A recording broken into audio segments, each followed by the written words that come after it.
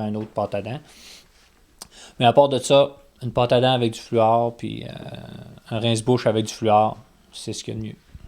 Notre dernière question, c'est aimez-vous votre travail, puis pourquoi? Ah bah oui, j'aime ça. Si j'aimais pas ça, je le ferais pas. Probablement parce que on rencontre bien du monde. Il y a du monde, même si c'est privé, c'est un peu un travail dans le public parce que tu rencontres les gens. Puis, en tout cas, moi, ça m'a pris du temps à me décider, là. Je peux vous dire que je suis pas en secondaire 5 que j'avais décidé de faire un dentier. Ça a été bien plus tard que ça, mais j'ai jamais regretté mon coup. Puis, je suis bien content, bien heureux. C'est bien beau. Merci beaucoup d'avoir répondu à nos questions, puis merci. Bienvenue. Salut, Mélanie Drouin, ici pour J'étais en action. On est ici pour parler à Danny Turcotte et Dominique Lévesque. Fait qu'on y va-tu? Salut. Bonjour. Où, quand, comment que vous étiez-vous rencontrés? Ça fait 1 million d'années. Non. Ça fait. On s'est rencontrés au cégep. Moi, j'étais étudiant, Dominique était professeur. C'était mon professeur de théâtre. Puis lui, il s'occupait des activités parascolaires. Puis tranquillement, il a laissé le cégep. Puis moi, j'ai fini mon cégep. Puis on a parti avec le groupe Sanguin. Puis on a commencé à faire des spectacles partout au Québec, en Ontario, au Nouveau-Brunswick. Et c'est tout. Mais ça a vraiment commencé surtout avec l'improvisation. Parce qu'on c'était une ligue d'impro comme tout le monde, comme il y en a eu partout, dans toutes les polyvalentes, toutes les cégeps. Et puis ensuite, on s'est formé un peu plus parce qu'on était tanné d'improviser. Alors on a commencé, moi j'ai proposé qu'on fasse des spectacles, des spectacles de stand-up comique, de personnages, de n'importe quoi, mais pour développer nos talents nous autres. Puis c'est comme ça qu'ensuite on a formé par hasard un groupe qui a fini par marcher, qui était le groupe Sanguin. Combien de spectacles avez-vous présenté? Le nombre de productions, c'est le 6e qu'on monte ensemble, mais le nombre de spectacles, c'est quoi, 1800? Ça doit être, non, c'est entre 1600 ou 1700, me semble, dans ce coin-là. 1600 et 1700. Entre 1600 et 1700, on a arrêté de compter un bout, là. faudrait le reprendre pour être bien sûr, mais c'est sûrement au moins 1600. Mais je pense que c'est plus proche de 17, parce que ça fait, moi, il me semble, ça fait 80 shows qu'on fait, puis qu'on les note pas, là. Fait que c'est à peu près dans ce coin-là. Combien de temps que ça te prend pour te préparer pour chaque show? Ça prend, en général, ça prend à peu près une année. C'est 9 mois d'écriture, puis après ça, tu as 3 mois de préparation, faire les décors, la mise en scène, les costumes, les accessoires répétés. C'est ça, 1 an, c'est toujours ça. Toujours à peu près un an et 1 mois, et 2 mois, mais quand on est lâche, là. Mais si tu prends pas ton temps puis que t'es rushé, là, on a déjà fait un show, nous autres, dans le groupe Sanguin, 6 mois après avoir commencé. C'est pas sur une question de lâcher, c'est une question de décanter un peu puis d'oublier l'ancien show, parce que sinon, tu répéteras toujours la même chose. Oui, tu as raison, Seigneur. Ben oui, si tu fallait que tu recommences tout de suite le lendemain. Tu fais-tu d'autres spectacles dans ton futur? On n'en parle même plus du futur. On le sait pas, c'est ça, on aime mieux pas, on aime mieux dire on fait ce show-là, on verra après, parce qu'on s'est fait un peu jouer dans le sens que dans le dernier show, on s'est dit bon ben peut-être ça va être le dernier, on le sait pas trop. Puis là, ça a fait tout comme une boule de neige, tout le monde en a parlé alors que c'était pas notre intention. Fait qu'on vit ce show-là, puis on verra bien s'il y en a un autre, et s'il n'y en a pas d'autres, on va faire autre chose, point de la TV, d'autres choses comme ça. On fera pas d'autres tournées d'adieu. Ça c'est sûr. Aimes-tu plus les spectacles dans les grandes ou les petites salles? Tu parles-tu à moi aussi ou juste à lui? Ouais, Non. Moi, j'aime les deux. C'est drôle, comme là, on a vécu 2 soirs totalement différents. Hier, on était à Ottawa, au Centre national des arts, il y avait 2000 personnes. Puis là, le soir, on était ici avec 450, puis j'ai eu du fun les deux. C'est différent. Comme à soir, je trouvais ça plus intime, je trouvais ça drôle de regarder les gens dans les yeux, tes voix tout de suite sont directes en avant. Là-bas, c'est sûr que c'est plus... C'est ça, c'est pas tant le nombre que des fois les salles qui sont différentes. Il y a des salles plus froides, il y a des salles plus chaudes.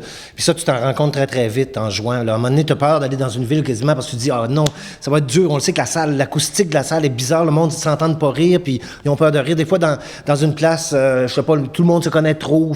Il arrive des affaires magiques ou plates des fois, puis c'est pas de la faute à personne, pas de la faute du public, mais ça arrive comme ça, puis ça rit moins. Fait que ça, c'est plus difficile, ces salles-là.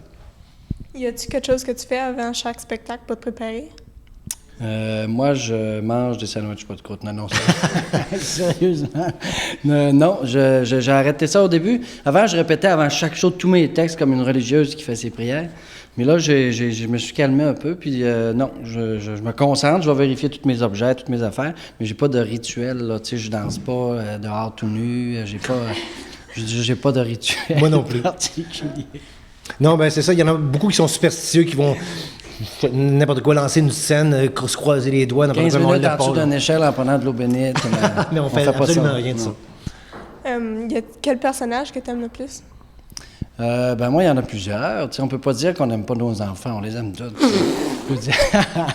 La réponse primaire. Non, Ouais. mais j'ai beaucoup de fun à faire le personnage du peintre à la fin avec la caméra, justement, là, parce que c'est un numéro sans filet, je sais jamais qu'est-ce qui va arriver. C'est une caméra, on filme les gens dans la salle, puis on les voit en direct en arrière. Puis ça, je trouve ça agréable à faire, parce que c'est un défi. Moi, c'est le testeur de médicaments parce que c'est un sujet qui est quand même pas facile. C'est théoriquement tragique d'être rendu à tester des médicaments pour gagner ta vie, mais c'est en même temps intéressant. Plaisant, mon Dieu, de voir. Mais je trouve ça drôle, je trouvais ça absurde. Quand j'ai eu l'idée de faire ça, qu'il en arrive à perdre ses oreilles, ses cheveux, tout, là, mais que ça, tu vois, jusque dans l'absurde, ça, c'est le fun. C'est mon personnage préféré, moi, dans ce show-là. Merci et bonne soirée. Merci. Bonjour, ici Christine Dufresne pour J'étais en action. Nous allons interviewer François Morancy dans quelques instants. Allons-y. Bonjour François, Bonjour, ça va bien? je pète le feu. C'est good. OK, j'ai une question à te poser. À quel âge tu as débuté ta carrière en tant qu'humoriste? Ma carrière, moi, je dis qu'elle a débuté en 93, fait que j'avais genre 25-26 ans. Je me suis branché tard, moi, ce que je dois faire dans la vie. Fait que s'il y en a des jeunes qui ont genre 18-20 ans, ne sont pas branchés, vous avez le temps. Moi, je me suis branché tard. Fait que c'est à 25 ans, vraiment, j'ai su ce que je voulais faire, puis que je me suis lancé là-dedans à temps plein. OK, comment t'as su que tu voulais faire ça? C'est que j'étais à l'université, moi, je faisais un bac en... On là, on vient de jeter un carton. En passant, ça veut dire qu'on enchaîne, parce qu'on n'a pas de temps à perdre. Parce que là, elle est faite! Bon, OK. Fait que j'étais à l'Université Laval, moi, en journalisme. Je faisais ce que tu faisais présentement. Okay. Et puis, je faisais de l'impro. Et puis là, je me suis rendu compte que j'étais niaiseux. Fait que j'ai dû en faire une carrière. Et puis, c'est là que ça a commencé, en faisant de l'impro. Oui. C'est-tu facile de faire ça ou c'est dur? Le job d'humoriste, tu veux dire? Il y a des bouts plus tough. C'est sûr que les débuts... On vient de jeter un autre carton en passant. Ceux qui ont une carte de pointage à la maison, 2 cartes de fête. Oui, you're out. De 4 et de 3. Et puis, non, il y a des bouts plus tough. Évidemment, quand tu écris un show, quand tu es stressé, c'est plus tough. Mais une fois que le show est parti, qui va bien, c'est super agréable. J'aime beaucoup ça, oui. Puis comment t'as aimé ça jouer dans un film, La Nuit de noces? J'ai adoré ça. C'était super le fun. C'est long. Par exemple, c'est des longues journées de 12 heures de tournage. Pardon. C'est du scotch. Et puis, donc, ça fait des longues journées. Il faut que tu sois très patient parce que c'est bien précis, puis il change d'éclairage. Puis s'il y a un avion qui passe... 3e carton vient de tomber en passant. Il y a un avion qui passe, on va recommencer. S'il y a un chien qui jappe, on recommence. S'il y a un carton qui tombe, on recommence. Fait que ça fait des grosses journées, tu sais. T'as-tu aimé ton rôle là-dedans ou... Oui, ben tu sais, je pense que le truc quand tu joues un rôle, c'est de voir qu'est-ce que tu as en commun avec ce rôle-là, puis tu t'accroches à ça. Puis les points différents, ce que tu as, que tu ne ressembles pas à lui, tu l'oublies, tu sais. Fait que tu t'accroches à ce que tu as en commun avec ce gars-là. OK. Puis comment de prix t'as déjà reçu en nomination? Des prix. En nomination, j'étais en nomination. Pour le meilleur humoriste? Oui, meilleur à la disque une fois, aux Oliviers 4 fois. Et j'ai appris aujourd'hui, d'ailleurs, les Oliviers de cette année, qui vont être au mois de mars. Les nominations, surtout aujourd'hui, je suis dans 4 nominations aujourd'hui pour le show actuel. Je suis nominé dans meilleur show, meilleur performer, meilleur numéro, meilleur texte. OK. Puis, est-ce que c'est vrai que tu aurais pu devenir un docteur en philosophie? En philosophie? Hein? Oh boy! Oui! Philosophie... quand la neige neigera. Non, je sais pas. Est-ce que quelqu'un a dit ça? Ah oui, c'est Internet. Sur Internet? Ils sont fuckés sur Internet, hein? Quand ils ont dit ça, je devais être tout nu, j'imagine. Ça doit. Oui, avec un caniche. Non, sérieux, non, je pense pas que c'est vrai. Non, j'ai pas étudié en philosophie du tout. J'ai pris des cours de philo obligatoires au cégep, comme tout le monde. Non, j'aimerais bien ça voir qui a dit ça pour péter à la gueule. Non, je sais pas, honnêtement, d'où ça sort, cette affaire-là. OK, puis t'aimes-tu mieux ça jouer dans une petite ville, comme faire des spectacles dans une petite ville ou dans une grande ville? Les deux. Honnêtement, les deux, c'est un feeling différent. Je trouve que dans une petite ville, les gens sont spécialement contents de te voir. Tu as un accueil chaleureux. Dans une grande ville, ils voient beaucoup de shows. Toi, tu es comme un parmi tant d'autres, là. Mais j'aime les deux. J'aime le feeling de la ville, j'aime le feeling de la région. C'est une question de feeling, comme le disait Richard Cochiante. OK. Puis t'as-tu déjà arrivé des malheurs sur scène? Plusieurs. Une fois, la lampe de feu a parti. Une autre fois, le toit s'est mis à couler sur ma tête. Il y a déjà eu des bagarres dans la salle. Une fois, ma mère était là, ça c'était très malheureux. Oui, effectivement, il y a beaucoup d'imprévus. Moins maintenant, mais plus quand tu fais des soirées de bar. L'alcool et l'humour, à mon avis, se marient très mal. Que les gars sous, c'est assez ordinaire.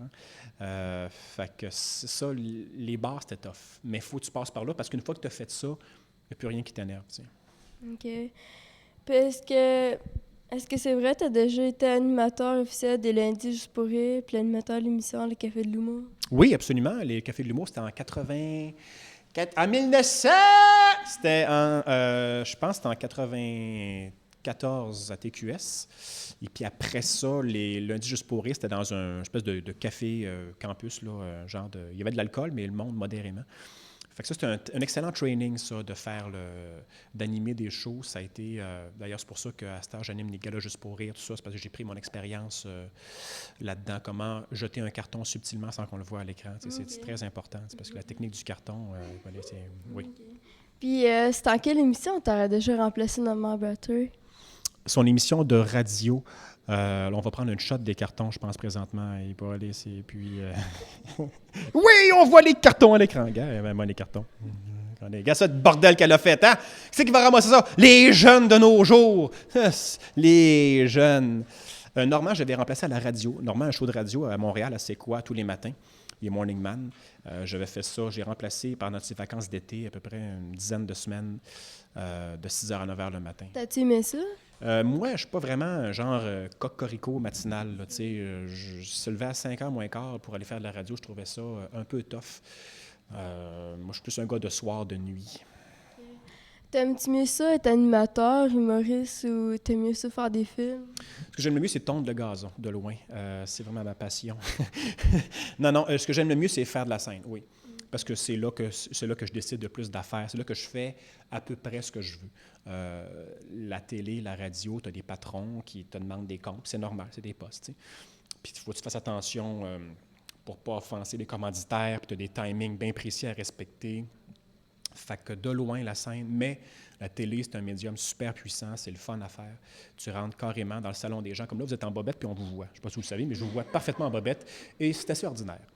Fait que, donc, c'est vraiment un médium extraordinaire. Je pense que j'ai passé à travers toutes les questions, fait qu'on va se laisser là-dessus. Ouais, puis j'espère qu'on va s'en revoir un moment donné. Oui, c'est sûr. Bien, si on me réinvite, je vais venir à Témiscamingue avec grand plaisir. Puis qu'est-ce que tu voudrais dire à tout le monde? Je voudrais dire vive le pâté chinois. Ce que j'aimerais dire, merci de votre accueil. C'est quoi le nom du poste? Canal communautaire. OK, ouais. Salut Canal, comment ça va? T'as l'air bien filé, Canal. Merci d'écouter le canal communautaire de Témiscamingue avec ton prénom, c'est? Christine. Avec Christine, qui a des cartons. Et puis, si vous n'avez pas de carton au travail, achetez-en. Achetez-en, puis j'espère qu'on va recycler tout ce carton-là. C'est incroyable. On peut bâtir un duplex avec ça, ça n'a pas de sens. Je te remercie beaucoup de venir à Témiscamingue. Ça fait un grand plaisir de te voir. Pareillement, c'est un plaisir pour moi aussi. Puis ton show était très bon, fait que continue comme ça. Merci beaucoup. Je pensais arrêter de même, mais je vais continuer. Coudonc, fuck. Fait qu'on se laisse là-dessus. Bye tout le monde. Bye. Bonjour, on est ici avec un ancien élève de J'étais en action. On a quelques questions à lui poser par rapport à son choix de carrière, qu'est-ce qu'elle a choisi, puis j'ai hâte de savoir ce qu'elle va nous répondre. Bonjour Jessica. Salut. On a quelques questions à te poser. C'est beau. Où est-ce que tu as pris le goût d'étudier en communication?